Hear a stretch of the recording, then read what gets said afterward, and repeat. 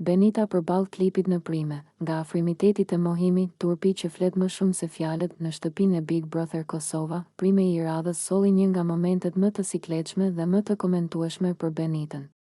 Një klip i shfaqur para të gjithë banorëve dhe publikut nxori në pas sjelljet e saj me Claudin, duke krijuar një kontrast të fortë mes asaj që ishte parë në pamje dhe asaj që ajo kishte deklaruar më parë. Në klip, Benita shihej qartë duke u afruar me Claudin, duke u fërkuar pas tij, duke u puthur dhe madje në një moment edhe duke e kafshuar lehtë në dhëm, një gjest intim dhe flirtues që la pak vend për interpretim.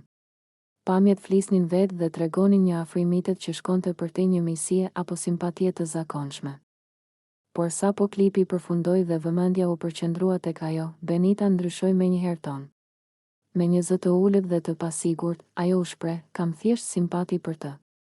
Kjo fjalë ra rënd në studio dhe në shtëpi. Banorët shikuan njëri tjetrin me habi, ndërsa kontrasti mes pamjeve dhe deklaratës ishte i dukshëm. Në ato qaste, Benita u bë dyll i verdh nga turpi. Fytyra e saj u skuq, syt ju ulën dhe gjuha e trupit tregon të qartë sikletin dhe presionin që po përjetonte. Ishte një moment ku kamera nuk kishte nevojë për fjalë. Heshtja, shikimet dhe reagimi i saj flisnin vetë. Turpi dhe befasia e kishin zënë në befasi dhe për herë të parë. Benita duke e pambrojtur përballë realitetit të asaj që ishte shfaqur publikisht. Kjo situatë ngriti shumë pikpyetje brenda shtëpisë. A ishte Benita duke mohuar ndjenjat për të ruajtur imazhin e saj? A ishte frika nga gjykimi i publikut apo nga pasojat e një lidhjeje të hapur me Claudin ajo që e shtyu të minimizoj afrimitetin?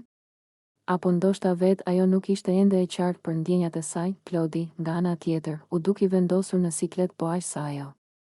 Ai u gjend mes pamjeve që tregonin afërsi dhe fjalëve që i mohonin ato. Kjo e vuri edhe atë në një pozitë të paqartë, duke e lënë të ekspozuar për